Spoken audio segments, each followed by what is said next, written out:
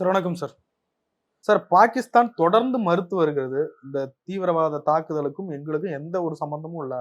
தேவையில்லாம எங்க மேல பழி போடாதீங்க. வேணா விசாரணைக்கு நாங்கள் தயார். நடுநிலையான நேர்மையான விசாரணைக்கு. எப்படி பாக்குறீங்க? நம்ம பெருசா பேசுறதுக்கு எனக்கு யோசனையா இருக்கு. பல கேள்விகள் இருக்கு. சைனா அருணாச்சல பிரதேசத்துல வந்து ராணுவ வீரர்கள்லாம் கொண்டுட்டு போனாங்க ஒரு வருஷத்துக்கு முன்னாடி. அப்போ இந்த வேகம் இல்லையா, சீனர்களுடைய போகணும், சீனாவோட உறவு துண்டிக்கப்பட்டது, அதெல்லாம் ஒன்றுமே சொல்லி. சீனா உள்ள வந்தது மாத்திரம், ராணுவ வீரர்கள் கொண்டது மாத்திரம் இல்லாமல் இதெல்லாம் கட்டி கொடியெல்லாம் ஏற்றி இது எங்களுடைய பகுதின்னு டிக்ளேர் பண்ணி மேப்பில் போட்டாங்க. சீனர்கள் வெளியேற வேண்டும், சீனாவோட உறவு துண்டிக்கப்பட்டது ஒன்றுமே சொல்லி. நீ என்ன சொன்ன? காஷ்மீரில் நாங்கள் வந்த பிறகு அமைதி திரும்பி விட்டது, அமைதி பூங்காவாக இருக்கிறது, சுற்றுலா பயணிகள் இனிமேல் சுதந்திரமாக போகலாம் எல்லாம் சொன்னேன். புல்வாமா தாக்குதலுடைய இரண்டாவது புல்வாமா 2 அவ்வளவுதான். இப்ப மாத்திரம் உடனே தூதரகத்தை முறிக்கப்பட்டது. இது சைனா கிட்ட அப்ப ஏன் விட்ட? சைனா பண்ணா ரைட்டா? ஏன்னா இதை வச்சு ஒரு மத கலவரத்தை உண்டாக்க நான் ஏற்கனவே சொல்லிக்கிட்டு இருந்திருக்கேன். தேர்தல் முடியறதுக்குள்ள மத கலவரங்கள், இன கலவரங்கள், இது ஒரு பெரிய தலைவர் ஒருத்தர் சாவறதுக்கான வாய்ப்புகள் எல்லாமே இருக்குது. வக்ஃபு போர்டு இது பண்ணாங்க, அதை வச்சு ஒரு மத கலவரத்தை உண்டாக்கலாம்னு ட்ரை பண்ணாங்க. உச்ச நீதிமன்றம் அதை ஒரு வழி பண்ணிடுச்சு, ஒன்றும் பண்ண முடியல. சரி, அவங்களுக்கு கை வந்த கலை புல்வாமா 2. ஒரு சின்ன கேள்வி கேட்குறேங்க. சுற்றுலா பயணிகளை சுட்டு கொண்டதுன்றத ஒரு பஸ் விழுந்து கூட நிறைய பேர் செத்து போயிருக்கிறாங்க. அதெல்லாம் அந்த இதில் நடக்கிற இது. அந்த ஒரு சுற்றுலா பயணிகளை சுட்டு கொண்ட பிறகு நீங்கள் என்ன ஆக்ஷன் எடுத்து என்ன பிரயோஜனம்? ஒருவேளை அந்த சுற்றுலா பயணிகளை உயிரோட பிடிச்சிருந்தான்னு வச்சுக்கோங்க, இவங்க உயிருக்கு பாதுகாப்பு வேணும்னு நான் சொல்கிறவங்களெல்லாம் விடுதலை பண்ணி, நான் சொல்கிற இதை கேளு அப்படின்னு சொல்லி அவன் இது பண்ணியிருக்கலாம். சுட்டு கொண்டப்புறம் என்ன இருக்குதுங்க? தீவிரவாதியை சுட்டு கொல்லுவானா? என்ன பிரயோஜனம்? அவங்கள பிடிச்சானா மோடியிடம் போய் சொல்லுன்னு எச்சரிக்கை கொடுத்தானா? கூட்டிகிட்டு பிடிச்சி போயிட்டு இருந்தாக்க 10 பேரை பிடிச்சிட்டு போயிருந்தாக்கா இன்னைக்கு மிரட்டி இருக்கலாங்களே. 20 பேர் விடணும்னு நினைச்சிருந்தாக்கா நான் சொல்றதை கேளுன்னு மிரட்டி இருக்கலாம். எவ்வளவு தூரத்துக்கு எடுத்துட்டு போயிருக்கு? கொண்டுட்டு போயிட்டான், முடிஞ்சு போச்சு. தீவிரவாதி அப்படியா பண்ணுவான்? சொல்லுங்க, யோசிச்சு பார்த்து சொல்லுங்க. அவ்வளவுதான் கேள்வி. நாங்க எல்லா சேனல்லையும் சொல்லியிருக்கோம். மணிப்பூர்ல இருந்தாங்க, எய்ட்ஸ் சம்பந்தமான ஆய்வுகள் இன்ஸ்பெக்ஷன் அந்த மணிப்பூர் ஸ்டேட்ல எப்படி அந்த எய்ட்ஸ் சம்பந்தமான தடுப்புகள்லாம் எப்படி எல்லாம் நடக்குதுன்னு சொல்லி மத்திய அரசுக்கு நான் அறிக்கை கொடுக்கணும். அதுக்காக என்ன அனுப்புறாங்க. அதே மாதிரி தமிழ்நாட்டுக்கு மகாராஷ்டிராவில் அதிகாரிகள் அவங்க இது இன்ஸ்பெக்ட் பண்ணாங்க. எனக்கு மணிப்பூர் போட்டிருந்தாங்க. என்னுடைய சக அதிகாரி உஷாங்கிற ஒரு பெண் வந்தாங்க. நாங்கள் 2 பேர் போயிருந்தோம். அப்போ ஐக்கிய குஜரால் பிரைம் மினிஸ்டர் அவர் மணிப்பூருக்கு வர்றாரு. மணிப்பூர் பந்துன்னு அறிவிச்சிட்டா நாங்கள் Manipur guest house, government guest ஹவுஸில் தங்கியிருக்கோம். எங்கள் 2 பேர்த்தையும் கூட்டிகிட்டு போய் ஒரு பிரைவேட் ஹோட்டலில் தங்கி வச்சிட்டாங்க. ஏங்கன்னா அங்கே தீவிரவாதம் ரொம்ப ஜாஸ்தி, அது போடோ அது மாதிரி நிறைய இருக்காங்க. இந்த மாதிரி சந்தர்ப்பத்தில் உங்க மாதிரி வெளியூர்ல இருந்து வந்தவங்க இவங்களெல்லாம் அவங்க கடத்திக்கிட்டு போயிடுவாங்க. கடத்திக்கிட்டு போய் உங்களை உயிரோட விடணும்னாக்கா இவ்வளோ கொடுன்னு கேட்பாங்க, இதை பண்ணுவாங்க, நிபந்தனைலாம் விதிப்பாங்க. அதனால தான் உங்களுக்கு தான் நாங்கள் உள்ளூர் மக்களை பற்றி நாங்கள் கவலைப்பட மாட்டோம். அவங்கள ஒன்றும் பண்ண மாட்டாங்க. இந்த மாதிரி வர்றவங்களை பிடிச்சிக்கிட்டு போயிட்டா, பிணைய கைதிகளை பிடிச்சிக்கிட்டு போயிட்டாக்கா சொன்னதை கேட்கலான்னு சுட்டு கொண்டுன்னு சொல்லி மிரட்ட முடியும். அதனால தான் உங்களுக்கு 2 நாள் ஆர்மி பாதுகாப்புல இருக்கு. கீழே 2 டேங்க் நிற்குது. டேங்கி படை எங்களுக்கு இன்னைக்கு நான் நினைச்சு ஒரு டேங்கி படை என்னுடைய பாதுகாப்புல இருந்தவன் நான் போட்டோலாம் வச்சிருக்கேன். டேங்க் படை 2 டேங்க் நிறுத்திட்டாங்க. எங்க விங்கில் அந்த அந்த காரிடர்ல ஒரு 15 ஆர்மி ஆஃபீஸர்ஸ், ரூமுக்குள்ளாரே 2 பேர், அவங்களுக்கு 2 லேடி ஆர்மி ஆஃபீஸர். ஆனால் சுகமான சாப்பாடு, சுகமான கவனிப்பு 2 நாள்.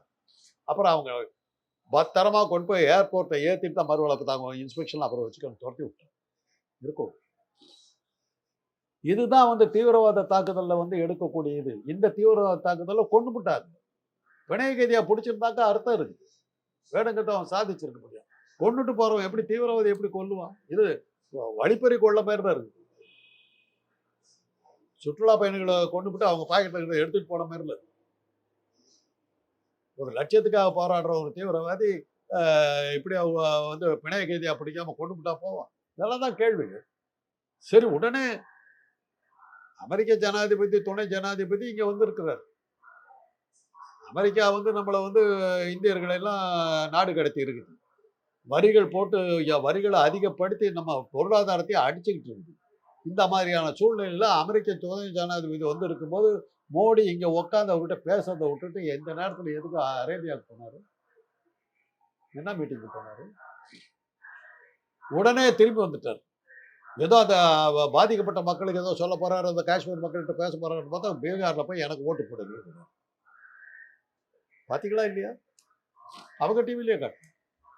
இதெல்லாம் பார்க்கும்போது தெரியுது பேக் ஃபயர் ஆயிடுச்சு. புல்வாமா எப்படி 4 நாள் கழிச்சு அர்னாப் கோஸ்வாமி பேசுகிற அந்த டேப்பெல்லாம் வெளியில் வந்து பாஜகவை உருவாக்கின இதுன்றது வெளியாகி அர்னாப் கோஸ்வாமி உள்ளே போட்டு இப்போ தான் வெளியே விட்டாங்க, ஜெயிலில் போட்டாங்க. வெளியில் வந்தார். வெளியில் வந்து ஒரு 2 மாதம் ஆகுது. உடனே அடுத்து அதே புல்வாமா இன்னொன்று. இதெல்லாம் வச்சு பார்க்கும்போது நம்ம என்னத்தை சொல்கிறோம்? அந்த அவங்க சொல்லிட்டாங்க, இம்ரான்கான் வந்து என்னைக்கு பாகிஸ்தானுக்கு வந்து ஜனாதிபதி தேர்தலில் போட்டியிட்டு உள்ளே வந்தாரோ, அரசியலுக்கு வந்தாரோ, அன்னையிலேருந்து பாகிஸ்தான் நமக்கு இந்த பாஜகவுக்கு வந்து ஹெல்ப்ஃபுல்லாகவே இல்லை. ஏன்னா இம்ரான்கான் வந்து ஒரு கிரிக்கெட் பிளேயர், ஸ்போர்ட்ஸ்மேன் வந்து எப்பவும் ஜெயிக்கிறதுக்கு தான் ஆடுவான். என்ன காசு கொடுத்தாலும் தோக்க மாட்டான். அவனுடைய கேப்டன்ஸில் நான் ஜெயிக்கணும்னு தான் நினைப்பான். அந்த மாதிரி இம்ரான்கான் வந்து ஒரு கிரிக்கெட் பிளேயர். அவங்க எலெக்ஷன் நடக்கும்போது மோடி இங்கே சொல்கிறாரு, பாகிஸ்தான் எங்கள் மீது படையெடுப்பதற்கு எல்லாம் ஏற்பாடுகள் செய்து கொண்டு நாங்கள் விடமாட்டோம்னு பேசுகிறாரு. இம்ரான்கான் கிட்ட கேட்குறாங்க, இந்தியாவில் எலெக்ஷன் வந்ததுன்னா அந்த கட்சி இப்படி தான் பேசும், நாங்கள் படையெடுத்து வர்றோம், எங்ககிட்டையும் அணுகுண்டு இருக்குது, அவங்ககிட்டையும் அணுகுண்டு இருக்குது, போட்டால் என்ன ஆகும் 2 நாட்டுக்கும் தெரியும், சும்மா இந்த கதையெல்லாம் விட்டுக்கணும், அவர் எலெக்ஷனுக்காக பேசுறதுக்கு நாங்கள் பொறுப்படுத்த முடியாது. இம்ரான்கான் இருந்தவர்களும் மோடியால் வந்து பாகிஸ்தான் போராடுதுன்னு சொல்லவே முடியல. அவரால் வரமாட்டாங்க. சைனாவை வந்து ராணுவ வீரர்களை கொண்டது மாத்திரம் இல்லாம நாட்டையே பிடிச்சிட்டாங்க. அதுக்கப்புறம் என்ன பண்ணிட்டு இருக்கிறீங்க? படிச்சு ஒரு ரோல் அங்கேயும் வந்து சைனாவோட உறவுகள் கட்டு. இனிமே நீயும் நான் ஒன்னா இருக்க முடியாது. ஏன் சொல்லல? ஏன்னாங்க முஸ்லீம். இது நான் தான் சொன்னேனுங்களே, ஒரு இனக்கலவரம், ஒரு மத கலவரம் வந்து எலெக்ஷனுக்கு முன்னாடி ஒரு இது வந்து இன்னைக்கு நாளையோடு நிற்க போறது. 29ஆம் வருஷம் நாடாளுமன்ற தேர்தல் வர்றவர்கள் இந்த போராட்டங்கள் நடந்துட்டு தான். ஆனால் இந்த இது பிசுபஸ்து போச்சு. அவங்க கூட்டம் மாத்திரம் தான் கத்திக்கிட்டு உட்காந்துட்டு ஊர் புறம் எல்லா இடங்கள்லையும் கேட்க ஆரம்பிச்சிட்டாங்க. நீங்க மாட்டிக்கிட்டாங்க. புல்வாமா இப்படி பேக் ஃபயர் ஆச்சா? புல்வாமாவில் தேர்தல் இது இன்னும் நீங்கள் யோசிச்சு பார்த்தீங்கன்னா, ஆதி காலத்திலிருந்து அவங்க இதை தான் பண்ணிட்டு இருக்காங்க. தமிழ்நாட்டில் வந்து நாடாளுமன்ற தேர்தல் நடக்குது, கலைஞர் சீஃப் மினிஸ்டராக இருக்காங்க. ஜெயலலிதாவும் அத்வானியும் கூட்டணி. அன்னைக்கு சாயந்தரம் கூட்டணி டிக்ளேர் பண்ணி அன்னைக்கு கோயம்புத்தூரில் மீட்டிங் போட போகிறாங்க. சாயந்தரம் 6-7 மணிக்கு மீட்டிங் போட போகிறாங்க. காலையில் 11 மணிக்கு கோயம்புத்தூரில் 13 இடங்களில் வெடிகுண்டு வெடிக்குது. 20-30 பேர் சாகிறாங்க. அத்வானிக்கு வைக்கப்பட்ட வெடிகுண்டு. ரஜினி வந்து சொன்னார், நம்ம ஏமாந்து இது பண்ணிடாதீங்க, இதை நம்பி ஜெயலலிதா ஓட்டு போடாதீங்கன்னா ரஜினி மாதிரி ஆட்கள்லாம் கூட பேசுகிறேன். அப்போ அன்னைக்கு இருந்த இதில் வந்து ஒரு அனுதாபம் வந்து ஜெயலலிதா வெற்றி. அன்னையிலேருந்தே இது நடந்துக்கிட்டு தான் இருக்கு. இன்னைக்கு என்ன தெரியும்? அதே மாதிரி தான் காந்தியை கொல்லும் போது கோட்ஸே தான் பேரில் இஸ்மாயில்னு பச்சை குத்தி வச்சுக்கிட்டான். ஏன்னா தன்னை கொண்டுடுவாங்க. கொண்டப்புறம் பார்த்தாக்கா அவங்க கையில் இஸ்மாயில் இருக்கும், அவங்க முஸ்லீம் சொல்லி முஸ்லீம் தான் கொண்டான்னு சொல்லி டிக்ளேர் பண்ணி இந்து முஸ்லீம் கலவரத்தை அன்னைக்கு 1948 கொண்டு வரதுக்கு ட்ரை பண்ணாங்க. நடக்கல. அன்னைக்கு இருந்த வைஸ்ராயா இருந்த லார்ட் மவுண்ட் பேட்டன் கிளீனாக டிக்ளேர் பண்ணார். 6 மணிக்கு நடந்துடுச்சு. 1 ஹவர் கழிச்சு அவர் ரேடியோவில் அனௌன்ஸ் பண்ணுறாரு, Gandhi was shot dead by Hindu Iyengar Nathuram Godse. கிளீனாக பேரை சொன்னார், ஹிந்து ஐயங்கார் நத்துராம் கோட்ஸே அப்படின்னு. ஒன்றும் பண்ண முடியும். இல்லாட்டி அன்னைக்கு ஒரு மிகப்பெரிய மத கலவரத்துக்கு ஏற்பாடு பண்ணாங்க. கோட்ஸே உயிரோட தன்னை பிடிப்பாங்கன்னு எதிர்பார்த்தாங்க. அப்படியே பிடிச்சிட்டாங்க. சுட்டு முடிச்ச உடனே துப்பாக்கியோட பிடிச்சிட்டாங்க. அவன் என்ன நினைச்சான்னா தன்னை அடிச்சு கொண்டுடுவாங்க, இந்த இஸ்மாயிலுங்கிறத வச்சுட்டு முஸ்லீம் தான் கொண்டாங்கன்னு சொல்லி கலவரம் உண்டாங்க. இது இன்னைக்கு நேரத்தில் அன்னையிலேருந்தே சனாதனம் இப்படிதான் தோத்துக்கிட்டு இருக்கு. அதைத்தான் சொல்ல வரும். இந்த துர்பாக்கிய சம்பவத்துல உயிரிழந்த அந்த சுற்றுலா பயணிகளுடைய குடும்பத்துக்கு நம்ம அனுதாபங்களை தெரிவிக்கணும். அதே மாதிரி புல்வாமா 1 தாக்குதலில் உயிரிழந்த அநியாயமா உயிரிழந்த அந்த இராணுவ வீரர்களுக்கு நம்ம அனுதாபங்களை தெரிவிச்சோம். இன்னும் எத்தனை இழப்புகள் நம்ம பார்க்க வேண்டியிருக்குன்னு தெரியல. இந்த தேர்தல் முடிகிறவர்கள் இன்னும் இது மாதிரி காட்சிகள் எவ்வளவு நடக்க போகுதுன்னு நமக்கு தெரியும். மோடி அவர்கள் நான் யாரா இருந்தாலும் விட மாட்டேன் அப்படின்னு போய் பீகார்ல போய் பேசுறேன். பீகார்ல காஷ்மீர் அங்க இருக்கு, பீகார் இருக்கு. எனக்கு புஷ் ஞாபகம் தான் வரும். அங்கேயும் அதே தான் நடந்தது. ட்வின் டவர்ஸ் இதாச்சு, குண்டு பிளேன் இது பண்ணிச்சுன்னு ஞாபகம் இருக்குது. எப்போ நடந்தது தெரியுமில்ல? அது காலையில் 8 மணிக்கு நடக்குது. காலையில் 8 மணிக்கு அமெரிக்காவில் எவனும் ஒருத்தர் ஒரு ஈக்காக்கா இருக்காதாங்க. மக்களே இல்லாத நேரத்தில் அந்த டவர்ஸ் இடிக்கிறாங்க. உயிர் சேதமே கிடையாது. 2 டவர் கீழே விழுவுது, உயிர் சேதமே இல்லை. ராணுவ தலைமையகமான பென்டகன் இருக்குது, அதுல ஒரு பிளேன் விழுவுது. எங்க போய் விழுவுதுன்னா அந்த தலைமையகத்துல ஒர்க் பண்ணிட்டு இருக்கிற அந்த பழைய கட்டடத்துல விழுவுல, புதுசா கட்டடம் கட்டிக்கிட்டு இருக்கிறாங்க, அந்த சாரமெல்லாம் கட்டி அந்த இடத்துல போய் விழுவுது. யாருக்கும் ஒரு பயமுறுத்தலை உருவாக்குனாங்க. அதை வச்சுக்கிட்டு இதுக்கு காரணம் பின் லேடன் தான் காரணம்னு சொல்லி ஈராக் மேல படை எடுத்துட்டு போயிட்டாங்க. ஈராக்கில் படை எடுக்கிறதுக்கு இது ஒரு காரணங்களா காட்டினாங்க. 13.5 ஒரு படத்தை எடுத்து விட்டாங்க. எப்படி புஷ் தான் இதுக்கு காரணங்கிறது ஆதாரபூர்வமாக எடுத்து போட்டாங்க. புஷ் அந்த தடவை தோத்துருக்கும். அவருடைய தம்பியோ அண்ணனோ தம்பியோ புளோரிடா மாநிலத்தில் கவர்னர் அந்த இடத்துல தான் அவர் தப்பி பிழைச்சார். இல்லைன்னா அந்த எலெக்ஷனில் தோத்து. அதே தான் அந்த ஊர் ஜனங்கிட்ட போய் அனைத்து கட்சி கூட்டம் நடத்துகிறாங்க, அங்கே போய் உட்கார வேணும். பீகாரில் போய் யாரையும் விட மாட்டேன். என்ன புரியலையே? எலெக்ஷன் பேசுறாங்க, ஓட்டு போடுது. இதான் தேசபக்தியா? இதை நம்பிதான் உன்னை நம்பி உங்கள்கிட்ட நாட்டை கொடுத்துருக்கீங்க. நீ என்னென்ன பண்றதா இருக்கீங்க பண்ணுங்க. உங்களை எல்லாம் பார்த்தா தான் வருத்தமா இருக்கு. நான் கிளம்ப, நான் போய் சேர்ந்துட்டேன். இந்த மாதிரி ஆட்கள்கிட்ட இந்த நாட்டை விட்டு போறோம், எங்களை மன்னிச்சிருங்க, அவ்வளவுதான் நான் சொல்லுவேன். இந்தியா சிந்து நதி ஒப்பந்தத்தை ரத்து செஞ்சிருக்கு, அவங்க சிம்லா ஒப்பந்தத்தை ரத்து செய்யறாங்க. இது மாதிரி பெரிய அதிரடி நடவடிக்கைகள் சிந்து நதியை நிறுத்திடுவீங்களா?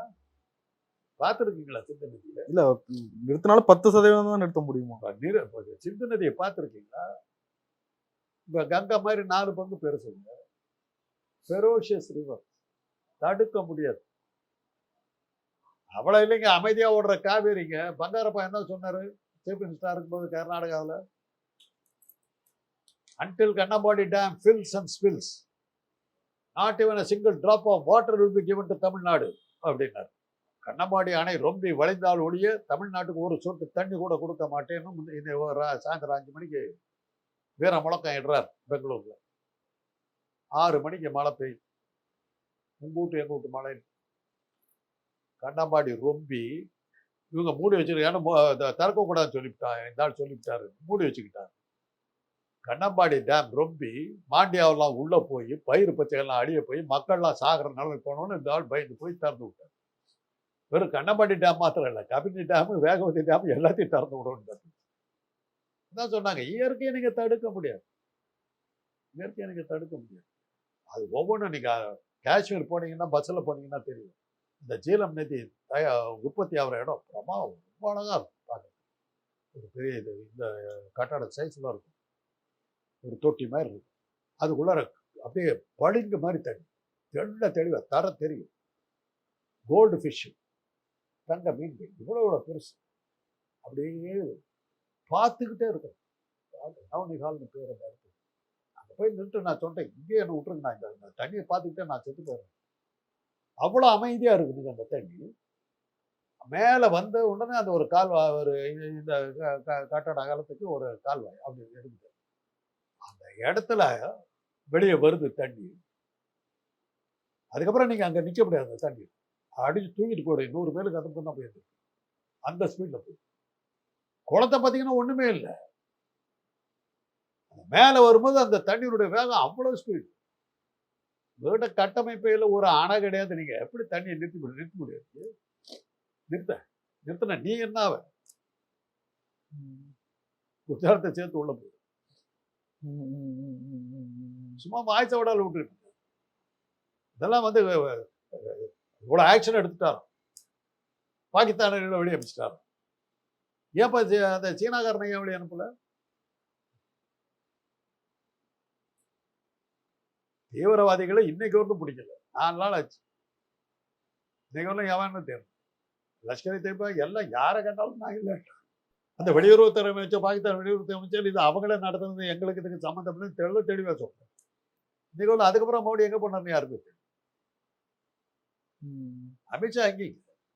ஏவுகணை சோதனை எல்லாம் நடத்துறாங்க. ஏவுகணை எல்லாம் நடத்தி எந்த நாட்டு மேல படையெடுத்தாங்க சொல்லுங்க. பலத்தை காட்டணும்ல. வச்சிருக்கோம்னு சொல்லி பயமுறுத்திட்டு இருக்கிற துப்பாக்கி வச்சிருக்கலாம், சுட தெரியுமா உங்களுக்கு? அதான் கேள்வி. உலக மகா யுத்தங்கள் 2 நடந்ததுங்க, மிகப்பெரிய யுத்தங்கள் 2. 2லையுமே பாதிக்கப்படாத நாடுகள் 2 தான். ஒன்று இந்தியா, இன்னொன்று சைனா. அதனாலதான் நமக்கு யுத்தங்களை பத்தி நமக்கு ஒன்றும் தெரியாது. அதனாலதான் யார் வந்தாலும் சைனா பார் வந்து உள்ள வந்த போது அவன் 2000 மைல் உள்ள வர்றவன்னு நமக்கு ஒண்ணுமே தெரியும். அதுக்கப்புறம் பாகிஸ்தான் ஒரு தடவை தோக்கடிச்சோம், இல்லைன்னு சொல்ல, லாகூர்ல முடிச்சோம். காங்கிரஸ் ஆட்சி காலத்தில் நடந்தது. பாம்பேல வந்து தீவிரவாத தாக்குதல் நடந்தோம்னா மன்மோகன் சிங் உடனே பத்திரிகையாளர்களை சந்திச்சாருங்க. அந்த உள்துறை அமைச்சர் வந்து ராஜினாமா பண்ணிட்டார். இன்னைக்கு ஒன்றும் அமித்ஷா ஒன்றும் வாயை திறக்கல. அவங்கள வேண்டியதெல்லாம் இப்போ எலெக்ஷன் பதவி, அவ்வளோதான். அதுக்கு எதை வேணாலும் செய்வாங்கங்கிறது இது ஒன்று தான். நிறைய விஷயங்களை பகிர்ந்து கொண்டு ரொம்ப நன்றி சார்.